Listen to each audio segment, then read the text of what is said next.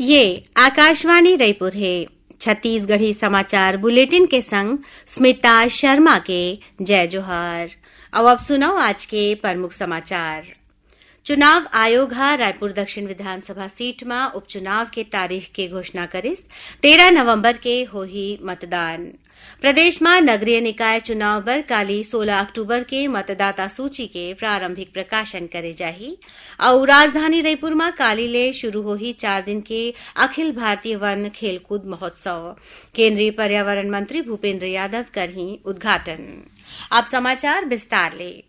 चुनाव आयोग महाराष्ट्र और झारखंड में विधानसभा चुनाव के संगे रायपुर दक्षिण विधानसभा सीट में उपचुनाव के तारीख के ऐलान कर दे है। रायपुर दक्षिण विधानसभा सीट में 13 नवंबर के मतदान होही और 23 नवंबर के नतीजा घोषित करे जाही। इस सीट पर नामांकन की प्रक्रिया 18 अक्टूबर ले शुरू होही। नामांकन की आखिरी तारीख 25 अक्टूबर तय करे गे है। 28 अक्टूबर के नामांकन पत्र के जांच करे जाही। नामांकन वापसी की आखिरी तारीख 30 अक्टूबर है। खबर के मुताबिक बीते विधानसभा चुनाव में रायपुर दक्षिण सीट में भारतीय जनता पार्टी के बृजमोहन अग्रवाल जीत हासिल करे रहिन। एकर बाद लोकसभा चुनाव में श्री अग्रवाल के जीत के बाद रायपुर दक्षिण विधानसभा सीट खाली हो गई रही, जहां अभी उपचुनाव होना है। प्रदेश में नगरीय निकाय चुनाव पर काली 16 अक्टूबर के मतदाता सूची के प्रारंभिक प्रकाशन करे जाही। राज्य निर्वाचन आयुक्त अजय सिंह सबो जिला निर्वाचन अधिकारी मनला मतदाता सूची शुद्ध और निर्धारित समय सीमा में पूरा करे के और 18 बछर के उम्र पूरा करैया लोगन के नाव मतदाता सूची में जुड़ाए के निर्देश दीन है। ओमन किहिन के आयोग डहार ले जारी कार्यक्रम के अनुसार सब्बो कार्रवाईला निश्चित करे जाए। खबर के मुताबिक राज्य के 167 नगरीय निकाय में चुनाव होना है। मुख्यमंत्री विष्णुदेव साय आज बस्तर दशहरा के मौका में होवैया मूरिया दरबार में शामिल हुईन। ये दौरान ओमन माड़िया सराय में विकास काम पर 50 लाख रुपया दे जाए के घोषणा करीन। उन्हें मांझी चालकी और मेंबरिन के मानदेय में बढ़ोतरी पर प्रशासन और बस्तर दशहरा समिति ला प्रस्ताव दे के निर्देश दीन। अपन प्रवास के दौरान मुख्यमंत्री बस्तर जिला में करीबन 3 करोड़ रुपया के लागत ले बस्तर दशहरा पसरा के विकास काम के लोकार्पण करीन। इन्हें दंतेश्वरी मंदिर तीर के पुराना तहसील कार्यालय ला जीर्णोद्धार के बाद दशहरा बर समर्पित करेगे है।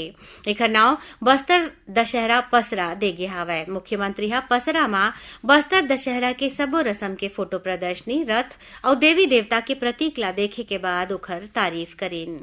श्री साय आज Bastar chamber of commerce and industries के शपथ ग्रहण समारोह में घलो शामिल हुई। ये मौका में उमन नवा चुने गए पदाधिकारी मनला शपथ देवाइन। संगे संग ट्रांजिट हॉस्टल के लोकार्पण और चैम्बर पत्रिका के विमोचन घलो करीन। मुख्यमंत्री विष्णुदेव साय काली रायगढ़ जिला के लैलुंगा में उराव समाज डहार राखे गए कर्मा महोत्सव में शामिल हुईन। ये मौका में उमन लैलुंगा में सामाजिक भवन, स्टेडियम के जीर्णोद्धार और बास्केटबॉल कोर्ट के निर्माण पर 1 करोड़ रुपया ले ज्यादा की राशि दे जाए के घोषणा करें। महोत्सव में उमन किहिन की खमार पाकुट बांध ले लैलुंगा में जल आपूर्ति के बंद प्रोजेक्ट के काम फिर से शुरू होही। मुख्यमंत्री किहिन की गहिरा गुरु के जन्मस्थली और कर्मस्थली में उराव समाज के गौरवशाली इतिहास रहे हैं। एती सूरजपुर जिला के ग्राम सिलौटा प्रतापपुर में राखे गए आदिवासी कर्मा महातिहार कार्यक्रम में घलो मुख्यमंत्री शामिल हुई। ये दौरान मुख्यमंत्री हमर सुघर गांव और समाधान सूरजपुर ऐप के शुरुआत करीन। कार्यक्रम में श्री साय प्रतापपुर में नवा एसडीएम कार्यालय के निर्माण के संगे आने विकास काम के घोषणा करीन। ओमनहा जिला के विकास काम में आधारित विकास पत्रिका के प्रगति पत्रक के विमोचन करीन और जिला प्रशासन में सुघर प्रदर्शन करैया मनला प्रोत्साहित करे बर चैंपियंस ऑफ चेंज अवार्ड के घलो शुरुआत करें। छत्तीसगढ़ी समाचार बुलेटिन आप मन आकाशवाणी रायपुर ले सुनत हव। छत्तीसगढ़ के खबर ले है आपकी वास्ता और खबर के विश्वसनीयता ले है हमार वास्ता। आकाशवाणी समाचार रायपुर के प्रादेशिक समाचार बुलेटिन के संगे संग हमार समसामयिक कार्यक्रम आप रेडियो के संग अपन मोबाइल में घलो सुन सकत हो। आकाशवाणी समाचार फेसबुक, ट्विटर और यूट्यूब में घलो हावय। हमार फेसबुक पेज हरे Chhattisgarh news on AIR, Twitter handle CGAIR news और हमार यूट्यूब चैनल हरे छत्तीसगढ़ AIR न्यूज। तो अब रेडियो के संगे संग आपके मोबाइल के माध्यम ले हम आप तक पहुंचत हैं। छत्तीसगढ़ के हर खबर पर सुनत रहो आकाशवाणी समाचार। अब आगू बाढ़बो बाचे समाचार कोती। केंद्रीय पर्यटन मंत्री गजेंद्र सिंह शेखावत ले काली नई दिल्ली में छत्तीसगढ़ टूरिज्म बोर्ड के प्रबंध संचालक विवेक आचार्य भेंट करीन उमन छत्तीसगढ़ के करीबन 300 करोड़ रुपया के आने पर्यटन योजना ला प्रस्तुत करीन। संगे संग राज्य में चलत श्री रामलला अयोध्या दर्शन योजना संग्रह आने पर्यटन योजना के बारे में केंद्रीय मंत्री ला जानकारी दिन, जेमा केंद्रीय पर्यटन मंत्री प्रदेश में चलत पर्यटन योजना के काम पर पूरा मदद दे जाए के आश्वासन दिन। ये दौरान श्री आचार्य केंद्रीय मंत्री ला बस्तर शिल्पकार मंडाहर ले बनाए वनवासी राम के बेल मेटल के प्रतिमा भेंट करेन। राज्य शासन छत्तीसगढ़ कनिष्ठ प्रशासनिक सेवा के संघ के मांग ला पूरा करत राजस्व अधिकारी मन बर न्यायाधीश संरक्षण अधिनियम ला लागू कर दे हैं।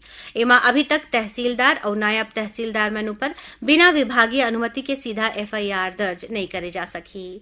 इस संबंध में राजस्व सचिव अविनाश चंपावत आदेश जारी करके प्रदेश के सबो कमिश्नर और कलेक्टर मन ला एला लागू करे के निर्देश दीन है। राजधानी रायपुर में 16 से 20 अक्टूबर तक 27वां अखिल भारतीय वन खेलकूद महोत्सव आयोजित करे जाही। प्रधान मुख्य वन संरक्षक और वन बल प्रमुख वी श्रीनिवास राव आज रायपुर में राखे गए पत्रकार वार्ता में बताइन कि केंद्रीय पर्यावरण मंत्री भूपेंद्र यादव, मुख्यमंत्री विष्णुदेव साय और वन मंत्री केदार कश्यप के मौजूदगी में काली संझा कोटा के स्वामी विवेकानंद स्टेडियम में उद्घाटन समारोह होही। ये प्रतियोगिता में देश के 29 राज्य, 10 केंद्र शासित प्रदेश और केंद्र शासन के आने वानिकी संस्था और केंद्रीय पर्यावरण, वन और जलवायु परिवर्तन मंत्रालय के कुल 2916 प्रतिभागी मन भाग ली। इमा 585 माई लोगिन शामिल हैं। उद्घाटन समारोह में भारतीय T20 टीम के कप्तान सूर्य कुमार यादव घलो शामिल होही। ये प्रतियोगिता में रायपुर के 16 ठन जगह में 300 खेल कराए जाही। प्रतियोगिता के समापन 20 अक्टूबर के कोटा के स्वामी विवेकानंद स्टेडियम में होही।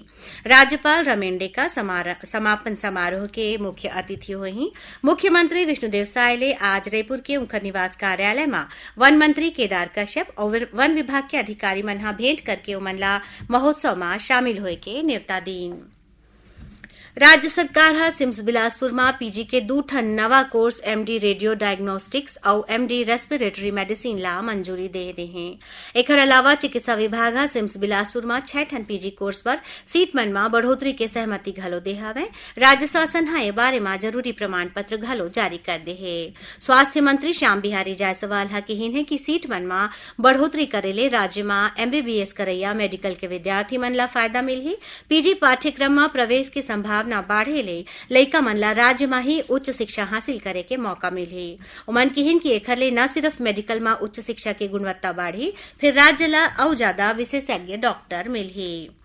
सूरजपुर में प्रधान आरक्षक की पत्नी और बेटी के हत्या के आरोपी ला पुलिस बलरामपुर जिला के गांव गोदमाना ले गिरफ्तार कर ले है। आरोपी कुलदीप साहू ला कड़ा सुरक्षा के बीच सूरजपुर लाया जावत है। आरोपी के गिरफ्तारी बलरामपुर के पुलिस अधीक्षक के अगुवाई में करेगी, जेमा बलरामपुर पुलिस की टीम बड़ी भूमिका निभाएस। यात्री मन के सुविधा ला ध्यान में राखत रेलवे डहार ले गया और लोकमान्य तिलक टर्मिनस एलटीटी के बीच एक ठन सुपर फास्ट ट्रेन के सुविधा दे जावत है, जौन गया ले 23 अक्टूबर ले हरेक बुधवार के और एलटीटी ले 25 अक्टूबर ले हरेक शुक्रवार के चलही। ये ट्रेन में कुल 22 ठन कोच होही, जेकर स्टॉपेज रायगढ़, बिलासपुर, रायपुर और दुर्ग रेलवे स्टेशन में घलो दे जाही। जगदलपुर के मां दंतेश्वरी एयरपोर्ट में आज मंझनिया इंडिगो विमान के आपातकालीन लैंडिंग कराएगी। उड़ान के सिर्फ 12 मिनट बाद खिड़की टूटे के स्थिति विमान के आपातकालीन लैंडिंग कराए बर पड़ीस। आखिर में प्रमुख समाचार एक गांव फिर चुनाव आयोग रायपुर दक्षिण विधानसभा सीट में उपचुनाव के तारीख की घोषणा करिस। 13 नवंबर के होही मतदान। प्रदेश में नगरीय निकाय चुनाव बर काली 16 अक्टूबर के मतदाता सूची के प्रारंभिक प्रकाशन करे जाही और राजधानी रायपुर में काली ले शुरू होही 4 दिन के अखिल भारतीय वन खेलकूद महोत्सव। केंद्रीय पर्यावरण मंत्री भूपेंद्र यादव करही उद्घाटन। एक संग छत्तीसगढ़ी समाचार बुलेटिन इहे सिरावत है। जय जोहार।